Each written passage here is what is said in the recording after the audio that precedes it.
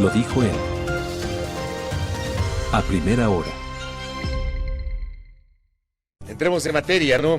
Es graciosísimo cómo ahora, sin ninguna data, sin ningún tipo de evidencia estadística, ya dicen que fueron los votos de los adultos mayores los que provocaron el resultado del último domingo. O sea, yo no sé si alguien tiene esa data, porque esa data no ha sido difundida, ¿no?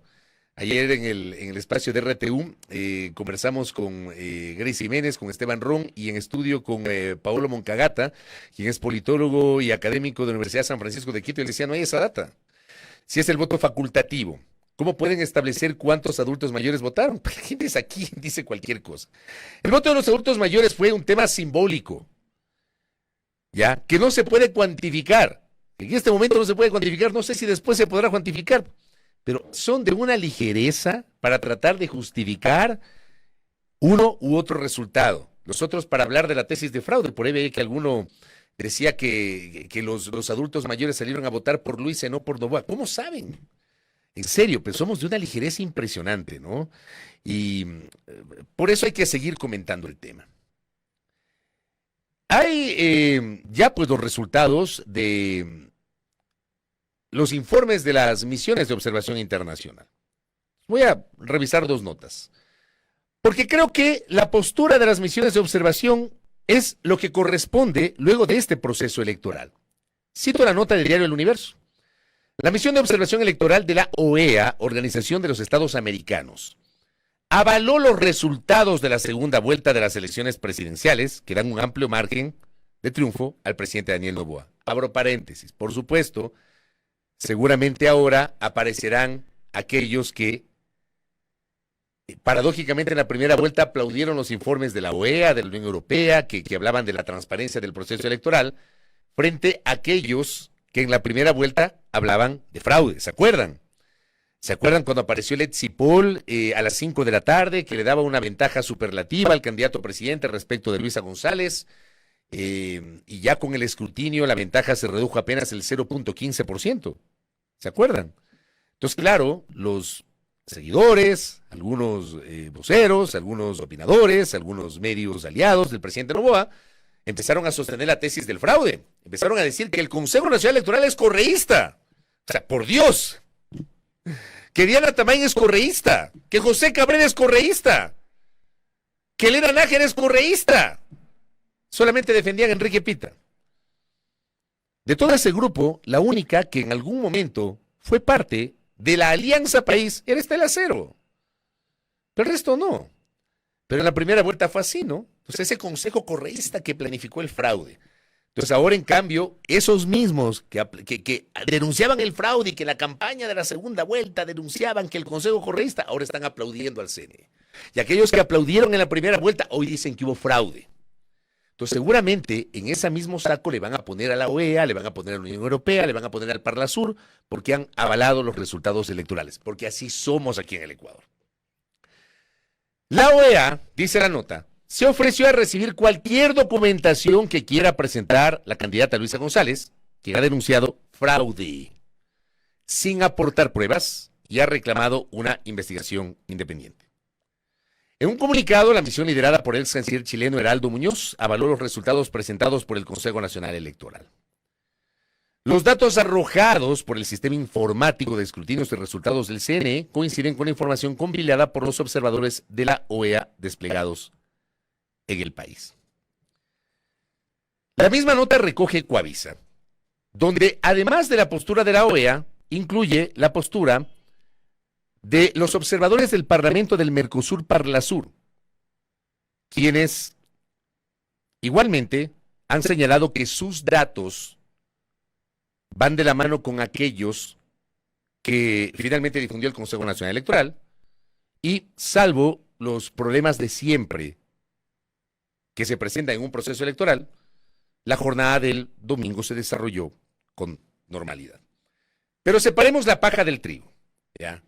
Porque así como se avalan los resultados electorales, también hay una preocupación con base en elementos que permanentemente, amigos y amigas, sí existimos aquellos que levantamos nuestra voz a lo largo de toda la precampaña y la campaña electoral y advertimos las violaciones constitucionales, las violaciones legales, el uso y el abuso de determinados recursos del Estado para favorecer un candidato, en este caso al candidato presidente. Sí, sí existimos. Y no es incoherente el señalar que tienen que presentarnos evidencias del fraude numérico en el proceso electoral, porque no basta con decir hubo fraude solamente porque se perdió una elección, o solamente sostener sin ningún tipo de evidencia que no cuadran las cifras y no presentan cuáles son sus cifras, ni presentan algún reporte tangible de sus observadores de control electoral para siquiera suponer que hubo fraude, ya. Eso no se contrapone al hecho de que sí existimos aquellos que cuestionamos largamente la manera como se desarrolló la campaña política por parte del candidato presidente. Y esto también ha sido observado por las misiones de observación internacional. Ejemplo. Decretar estado de excepción antes de las elecciones, que fue el día sábado. La campaña sucia en redes sociales, decía Alondra Enríquez, el 72% de la información que se compartió en redes sociales por parte de las campañas de los candidatos finalistas era falsa, eran fake. Y el uso político de las encuestas. Entonces, Parlasur, Parlamento del Mercosur, a través de sus observadores, mostró su preocupación por la decisión del candidato presidente de decretar un estado de excepción en 7 provincias, 48 horas antes de las elecciones. En su informe dice que eso impactó en el ambiente democrático y la vigencia de los derechos de participación, y recomendó revisar las normas sobre la emisión de estados de excepción en contextos electorales. El Parlasur también observó la existencia de campañas de desinformación digital para interferir en el proceso democrático con posible financiamiento internacional. Sugiere implementar normas para el entorno digital y redes sociales en contextos electorales. Vean ustedes, aquellos que dicen que no se puede regular nada. Lo dice un ente externo, ajeno al Ecuador. Y plantea implementar normas para el entorno digital y redes sociales en contextos electorales. Sería interesante que las autoridades revisen legislación comparada, por supuesto, si es que les interesa, porque este país somos somos de manual, ¿no? Impulsamos determinadas cosas dependiendo de los intereses del momento político, de quién ostente el poder, y una vez que pasó la calentura ya se olvidan. Bueno, entonces en caliente. Sería interesante que el actual Consejo Nacional Electoral y que tal vez fundaciones, organizaciones no gubernamentales puedan aportar para tomar en cuenta esta sugerencia que hacen los parlamentarios del Mercosur. Normas para el entorno digital y redes sociales en contextos electorales. Por favor, incluyan también a los medios, ¿no? Porque lo que hicieron varios medios entre viernes y sábado fue completamente vergonzoso. En pleno silencio electoral. Ya no camuflaron, ya fueron de frente. Ya. Esto debería ser discutido en algún momento. Ojalá que eso ocurra. La OEA también en su informe consignó su preocupación por el uso político de las encuestas y el exit poll, de las que dice que generan expectativas erróneas y alejadas a la realidad. Otra vez discutimos justamente la naturaleza de las encuestas a boca de urna.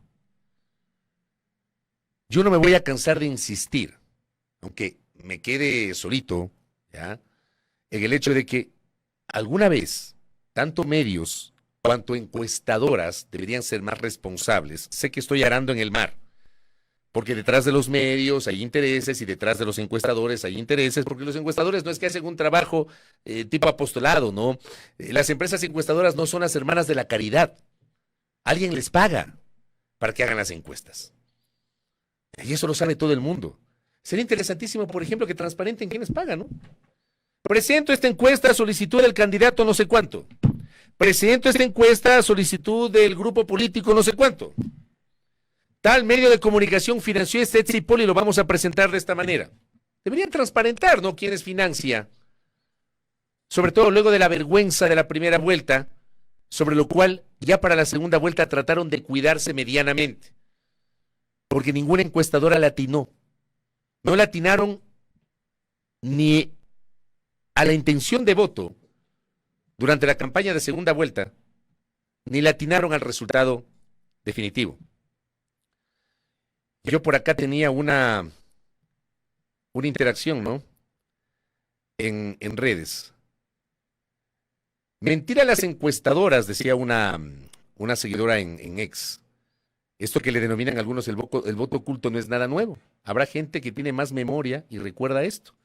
Yo recuerdo haber leído en la escuela lo que pasó con Abdalá Bucaram.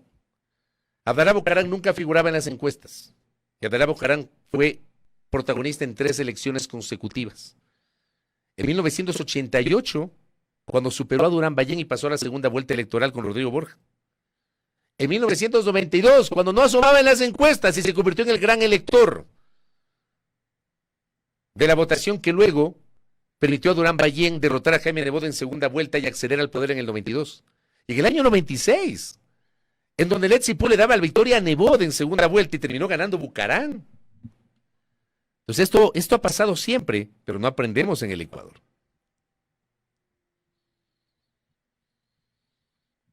Y por eso sí creo que en algún momento se debería discutir también cómo regulamos esto, si es que es posible regular.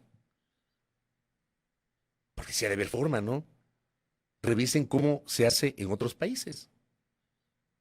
Porque se instalan narrativas, se colocan determinados imaginarios y luego viene la tesis del fraude. A Topic lo reventaron, a Topic padre, ¿no? Lo reventaron. Porque luego de que su hijo, Jan, anunció su apoyo a Luisa González, aparece Tomislav a decir que va a ser un exit poll. Entonces aquí hubo una campaña sistemática desde varios opinadores y medios para desprestigiar a Topic, diciendo y anticipándose, porque son unos oráculos que tienen en la bola de cristal. Entonces, muy sueltos de huesos algunitos, que ahora están como si nada, ya decían pues que lo que va a pasar es que a las 5 de la tarde, Tomislav Topic y Telco Data van a ir a la posta y van a presentar el resultado del exit poll dándole la victoria a Luisa González de manera holgada. Y que luego, cuando venga el resultado electoral, el que va a ganar es Noboa y se va a armar el pandemonio en el Ecuador. No pasó ni lo uno ni lo otro. ¿Ya? Porque al final fue la encuestadora de Topic la que le dio la victoria a Noboa, pero no con la diferencia que el resultado oficial le ha permitido al candidato presidente revalidar por 4 años más su presencia en el suelo presidencial. Entonces yo sí creo que tratar de entender lo que hacen las empresas encuestadoras, lo que hacen los encuestadores y cómo se dio el uso y el abuso de esa herramienta en esta campaña y en todas las campañas anteriores, pero esto va empeorando, esto no va mejorando, esto va empeorando al punto de que han perdido completamente la credibilidad. Pero en serio, ya creo que nadie les cree. O también pasa que la gente cree en aquella encuesta que le es favorable a sus propios intereses políticos, esto que se llama el sesgo de confirmación.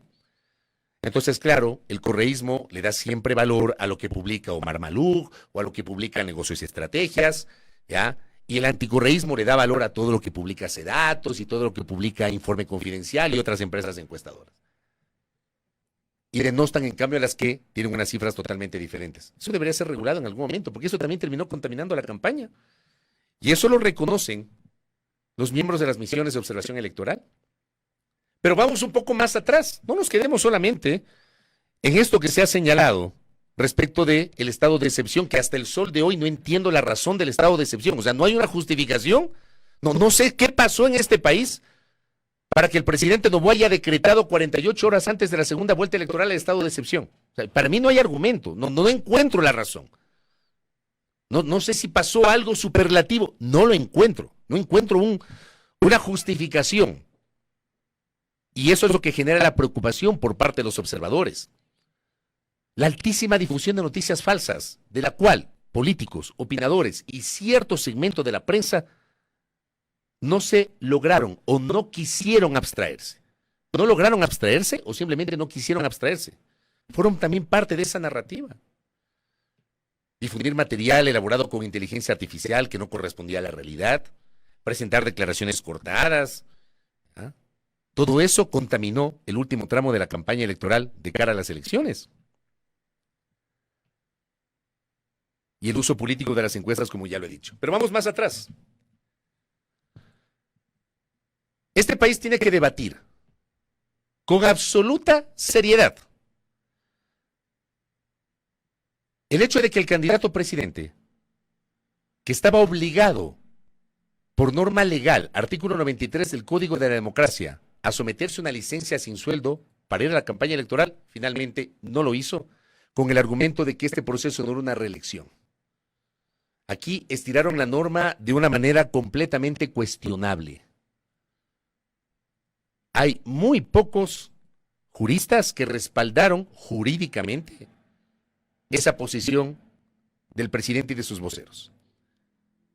Yo me atrevería a decir que la mayor parte de la comunidad jurídica de este país cuestionó la manera como se argumentó que el presidente no estaba obligado a pedir licencia.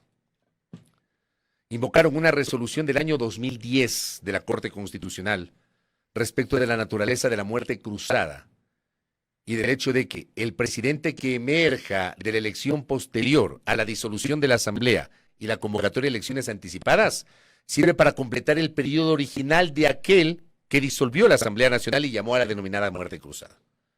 Pero al final estás gobernando. Al final estás manejando el aparato del Estado. Al final tu firma consta como presidente constitucional de la República. Entonces, desde mi punto de vista, y esto lo he sostenido desde el año pasado, cuando ya empezaron las primeras señales de lo que finalmente hicieron, a que el presidente ilegalmente se bypassó la norma. Esto tiene que ser debatido por la sociedad ecuatoriana, pero con seriedad, lejos de la pasión del resultado electoral.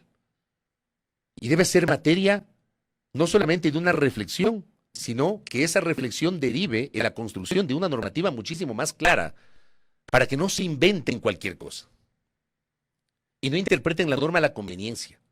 Hay que debatir el pronunciamiento oportuno de los organismos. La Corte Constitucional, el Consejo Nacional Electoral, el Tribunal Contencioso Electoral.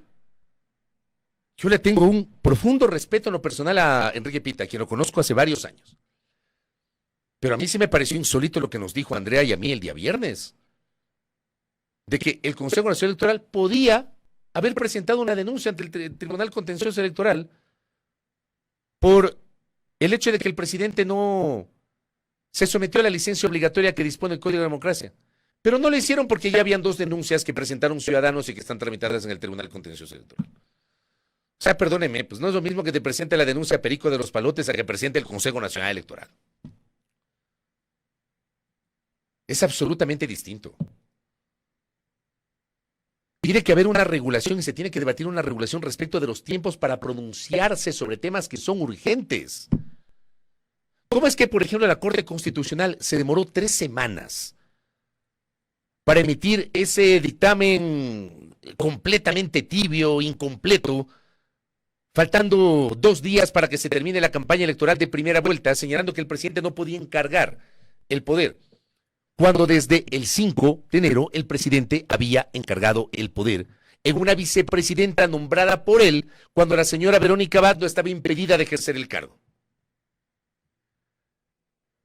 Entonces no puede ser que la justicia en este país, en este caso la justicia electoral, no se pronuncie con la oportunidad que corresponde. ¿De qué sirvió que la Corte Constitucional emite ese pronunciamiento el martes anterior al jueves, que era el último día de la campaña electoral? Y aún así, el presidente, haciendo caso, entre comillas, del dictamen de la Corte Constitucional, ya no encargó, pero le mandó una comunicación a la Asamblea diciendo: señores de la Asamblea, me voy de campaña unas horitas, pero no voy a encargar el poder. ¿En qué parte de la Constitución o del Código de la Democracia está semejante figura de que se puede encargar por horitas? Esas cosas hay que debatir, ¿no? Hay que debatir también el hecho de que el candidato presidente para la segunda vuelta electoral ya no se comunicó con la Asamblea, cuya presidenta, a través de su secretario, le devolvió la comunicación de la primera vuelta, sino que le mandó al Consejo Nacional Electoral, y el CNE se dio por enterado, pero no le devolvió, pues, el oficio al presidente, cuando el CNE no tenía nada que hacer con ese tema, nada. Tenían que haberle devuelto el documento al señor presidente de la República. Y no lo hicieron. Entonces esas cosas hay que debatir. Hay que debatir, por ejemplo, amigos y amigas, el alcance del concepto llamado violencia política de género, que desgraciadamente, lamentablemente, siendo un concepto que implica un avance para proteger los derechos de participación política, siendo un avance, ha sido mal utilizado y ha habido un abuso de ese concepto de la violencia política de género. Y con base en ese concepto, sancionaron de una manera completamente irregular y cuestionable a Verónica Abad, impidiéndole seguir ejerciendo su cargo de vicepresidenta, que no lo ha perdido porque no ha sido destituida. La señora Abad sigue siendo vicepresidenta de la República, pero está impedida de ejercer el cargo porque carece de derechos políticos. Y por supuesto uno se pregunta, ¿por qué con Abad sí y por qué no con el alcalde de Manta? De Portoviejo, por mencionar este ejemplo. Es que eso hay que debatir. Pero pongámonos serios. Pongámonos serios también sobre el alcance de la campaña electoral y del uso de recursos públicos y de la entrega de dádivas. Porque lo sancionan a un asambleísta electo que como candidato repartió, creo que macetas, y me refiero a Héctor Rodríguez. Lo sancionan con una multa por incumplir con el Código de la Democracia. Pero hasta el sol de hoy no se pronuncian sobre la asambleísta reelecta de Santo Domingo, Yadira Vallas, que apareció en un video, todos vimos ese video, entregando cocinas de inducción que no le correspondía a ella, sino al Ministerio de Inclusión Económica y Social en Santo Domingo de los Áchilas.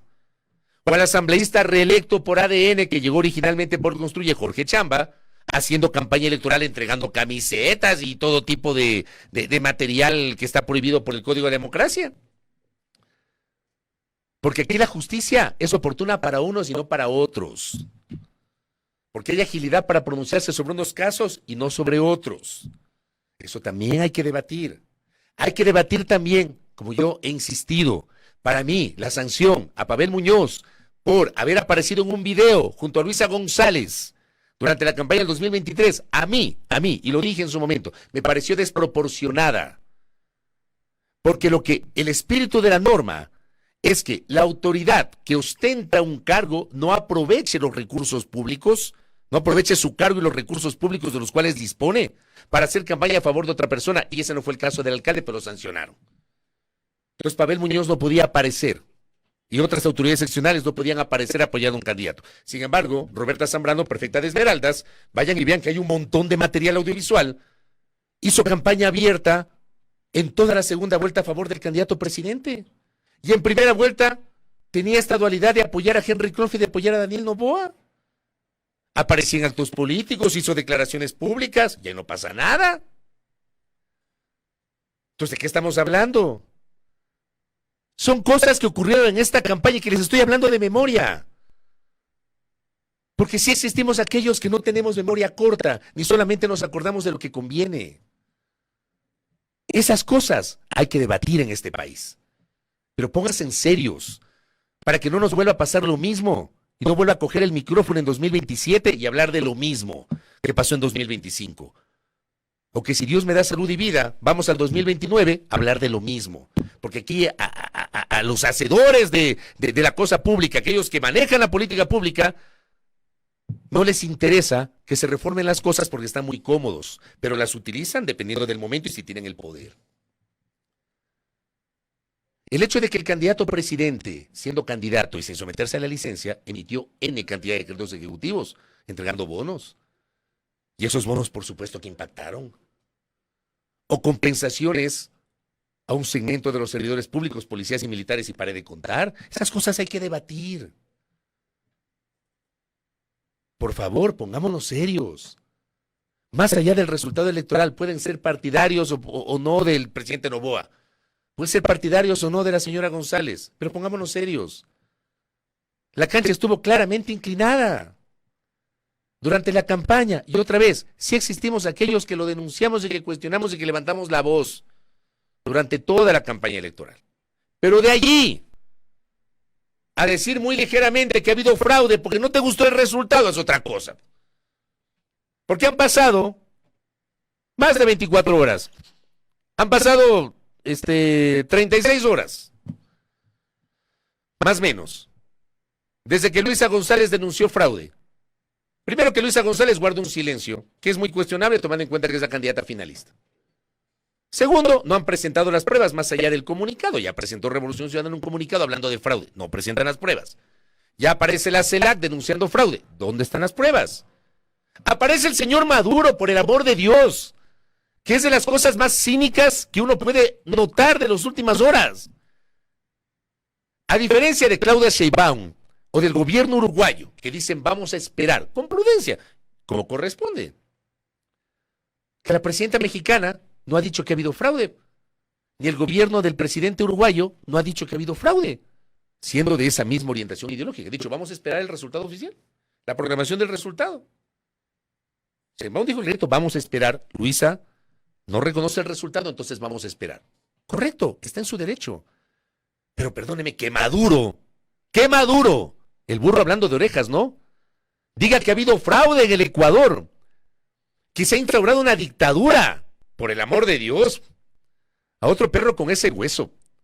Maduro, que nunca mostró las actas, Maduro, que controla además todo el aparataje del Estado en Venezuela. No es que hay organismos independientes, no es que la función electoral en Venezuela es independiente, no. Todo está controlado por el chavismo. Perdóneme, pero es así. Y desde el año pasado, pese a que he recibido un montón de insultos de los fanáticos más recalcitrantes del chavismo y del correísmo, yo mantengo mi posición. El señor Maduro nunca presentó las actas. Nunca. Al punto de que ni Lula ni Petro lo han reconocido como presidente reelecto y no han reconocido ese proceso electoral. Y el hombre aparece ayer a cuestionar las elecciones en Ecuador, por Dios. Cínico. Pasa. Esas cosas tenemos que cuestionar. Y luego, yo sí creo que la tesis del fraude, perdóneme, se cayó de Maduro. No citando al presidente de Venezuela. Pero se queda sin piso porque hay múltiples actores, y no un militante cualquiera, sino figuras del correísmo que marcaron distancias con la declaración de Luisa González. El alcalde de Guayaquil, Aquiles Álvarez, el alcalde de Quito, Pavel Muñoz, el alcalde de Esmeraldas, Vico Villasís, el prefecto de Manabí, Leonardo Orlando, el prefecto de Arazuay, Juan Cristóbal Lloret, la prefecta de Guayas, Marcela Guiñaga, y la prefecta de Pichincha, Paola Pavón. 7 autoridades seccionales vinculadas a Revolución Ciudadana han reconocido la victoria de Noboa, se han comprometido a trabajar junto al gobierno en favor de sus mandantes, como corresponde. Pero si ustedes revisan las declaraciones de cada una de estas 7 autoridades, no pierden el sentido crítico. No es que se están entregando en cuerpo y alma al presidente Noboa y a su gobierno. Presidente, reconocemos su victoria, le invitamos a que deponga posiciones, trabajemos juntos y vea, no se olvide del billete, tiene que pagar el billete. Todas las autoridades dijeron palabras más, palabras menos, lo mismo. Y por supuesto esa posición les ha decepcionado a los más recalcitrantes, sectarios, fanáticos del correísmo que no entienden, que creen que su verdad es absoluta y que no se dan cuenta que también por sus actitudes provocaron que alguna gente decidiera marcar distancias con ellos. Gente que votó o iba a votar por Luisa González. Pero que gritando más o escribiendo, insultando a la gente en las redes, creen que van a acercar apoyos. Y arremeten ahora contra las autoridades por el pecado de reconocer la victoria del señor Noboa como presidente de la República. ¿De qué hablamos? Todas estas cosas ya con cabeza fría, si es que fuésemos una sociedad medianamente democrática, y si pensáramos con cabeza fría, estas cosas deberían ser analizadas una vez que baje la calentura del proceso electoral. ¿Y qué le espera a Noboa? Que eso lo dejé para hoy a propósito de este hilo muy interesante de Carolina Ávila Nieto, con la cual estoy totalmente de acuerdo. Como lo dije ayer, lo ratifico hoy. El presidente Noboa no tiene un cheque en blanco. El presidente Noboa logra una victoria contundente en las urnas, pero eso no significa que tiene un cheque en blanco. Ya no puede invocar el que es un presidente de transición. A partir del 24 de mayo del 2025 será un presidente elegido para 4 años. Y es el momento de dejar de lado la campaña, presidente Noboa, y autoridades del gobierno, y es el momento de comenzar a gobernar. Hereda indulgencia, pero no devoción. La inseguridad y la economía serán su gran prueba y deberá actuar rápido si quiere sostener su proyecto constituyente. La polarización afectiva será su mayor reto. No hay disenso político, hay rechazo visceral al otro. Aquí hay una gran interrogante, porque algunos dicen, ha nacido el novoísmo. ¿En serio? ¿Pueden sustentar que ha nacido el novoísmo? Yo tengo mis dudas sobre eso. Podemos discutirlo. Yo tengo mis dudas sobre que haya nacido el novoísmo. A mí me parece que lo que ha ocurrido es que efectivamente se ha evidenciado un anticorreísmo, que lo hay. Así como hay un correísmo radical, hay un anticorreísmo radical en este país. Lamentablemente, en este país polarizado no pensamos en ideologías. Tú dices que eres de izquierda, eres correísta. Eres de derecha, eres florindo, eres novita, porque es la típica, ¿no? Para insultar a la gente por el pecado de pensar diferente. Gobernar en ese contexto, lo visceral, ¿no? Exige un discurso que convoque más allá del antagonismo. ¿Podrá? Buena interrogante que ese Caroline, ¿por qué? Porque es inevitable remontarnos al 23 de noviembre del 2023, cuando en su discurso de posesión de apenas 9 minutos, el entonces presidente electo, ya posesionado, decía al país que el anti tiene techo y el pro es infinito. Y resulta que para fines de marzo, principios de abril, se olvidó de ese discurso porque se dio cuenta que era más rentable polarizar a la sociedad y convertirse en contradictor de.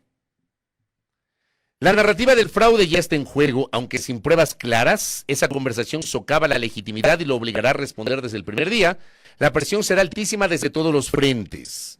Finalmente Noboa llega con poder, pero no con hegemonía. Deberá negociar con Pachacuti y otras fuerzas para gobernar desde el legislativo y actuar pronto si quiere usar el impulso electoral antes de que se disipe. En resumen, Noboa gana por contexto, por errores del rival y por un ecosistema político que sigue girando en torno al mito del correísmo. Gobernar será mucho más difícil que ganar. Absolutamente de acuerdo.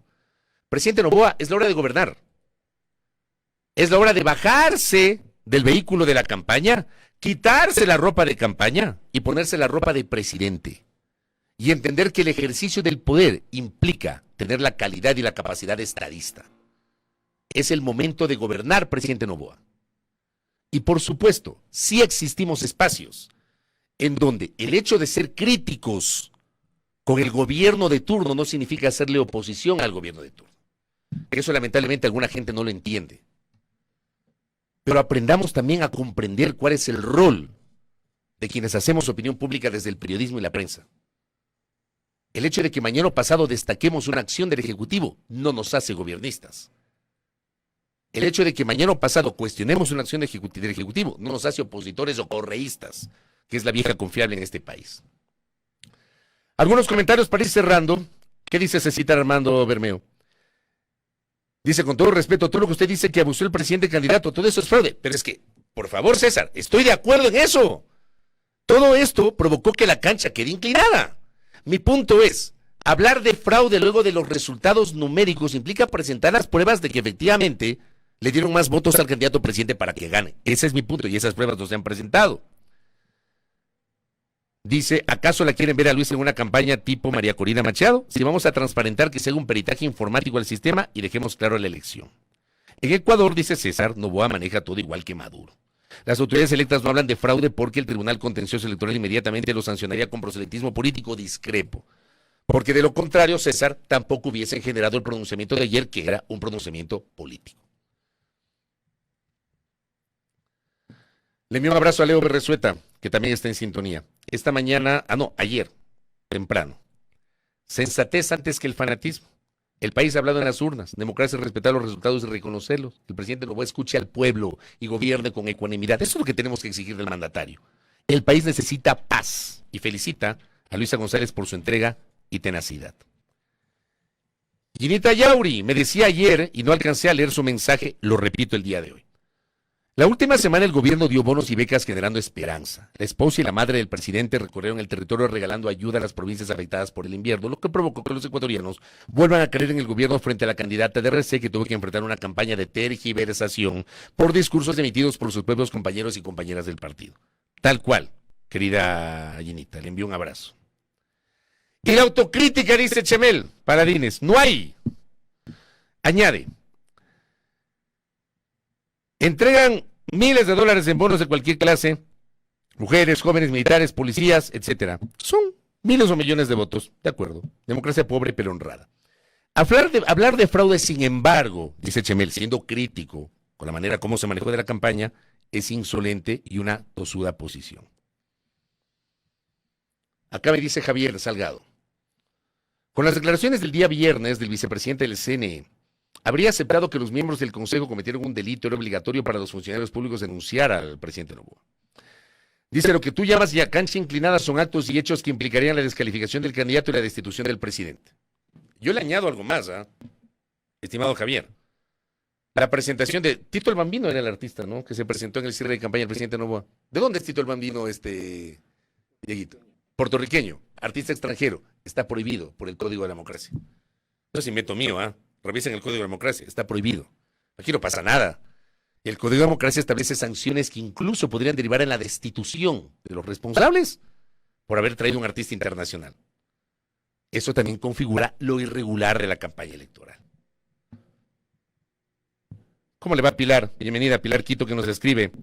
Aquí en Loja, a quienes pensamos distinto, los pseudo seguidores del gobierno están dolidos, pero así es esto. Es que es así. No se puede satisfacer a todo el mundo.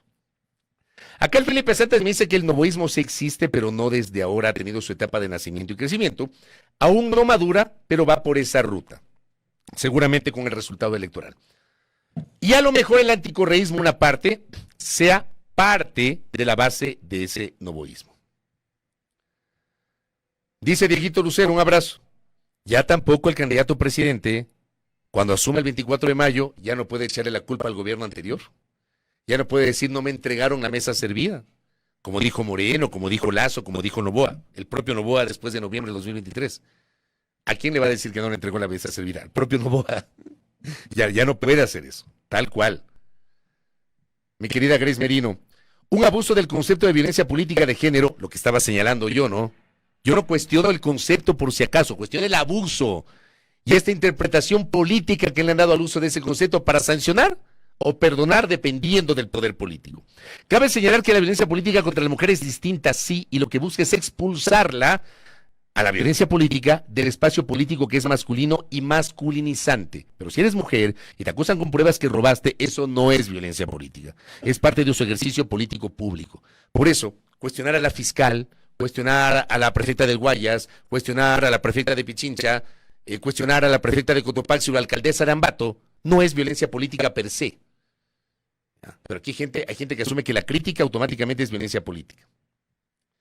La criminalización de los votantes por tomar foto al voto, eso también es parte de lo irregular de la campaña, así es Andrés, o por hacerse tomar foto incluso, que no estaba dentro de la prohibición. Cristian Alvarado, la Corte Constitucional dispuso conformar una mesa técnica, pues no cabían estados de excepción, el presidente hizo lo contrario y nadie hizo y hará nada. La cumbre de la pirámide de Kelsen de Ecuador dice, lo que diga de la Gasca, refiriéndose al ministro de Gobierno. Me preocupa, dice Cristian, toda la jurisprudencia que el contencioso electoral ha dejado en estas elecciones. Totalmente de acuerdo. Son unos antecedentes de terror.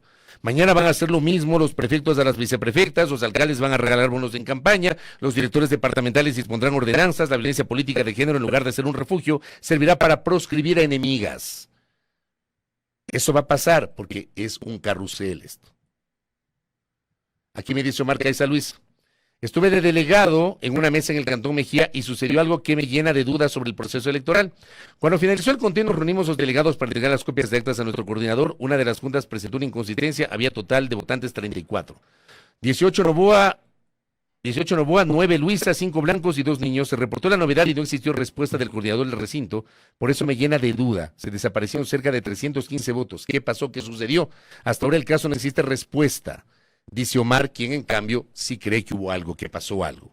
Bueno, creo que es válido, pero eso hay que, como digo, presentar la denuncia correspondiente y probarlo. Porque presentando la prueba de la denuncia es que se puede hacer el recuento de los votos. Eso dice el Código de la Democracia. Hay que hacerlo de esta manera. Acá, por ejemplo, Elena Vivanco dice, sí es raro, 1.200.000 votos de diferencia. En la primera vuelta fue muy poca la diferencia. Tal vez es raro, pero políticamente no es descabellado. Ahí he leído algunos de los comentarios de la audiencia. También le envío un abrazo a Andrés Seminario. ¿Qué nos deja el balotaje? Desconcierto, preguntas, hipótesis. Hay un artículo que escribió que ya lo voy a leer el apreciado Andrés. Adrián Ibarra, que también está en sintonía. Bueno, cierro el comentario, como siempre, tratando de manejar con algo de sentido crítico lo que está pasando en el Ecuador, ¿ah? Y vamos a seguir explorando junto a nuestros invitados lo que nos ha dejado esta elección. Ya lo tenemos conectado a Fernando Muñoz Miño. ¿Cómo se reconfigura el mapa electoral? Lo conversaremos con él ya mismo aquí en A Primera Hora. Arturo Moscoso, ¿por qué ganó Noboa y cómo leer esta victoria? Y luego Verónica Silva del Partido Socialista, que apoyó a Luisa González. Al final la unidad no sirvió para proyectar un mejor resultado electoral de Luisa González. Todo eso con nuestros invitados. Primera plana. Todas las noticias, todas las voces.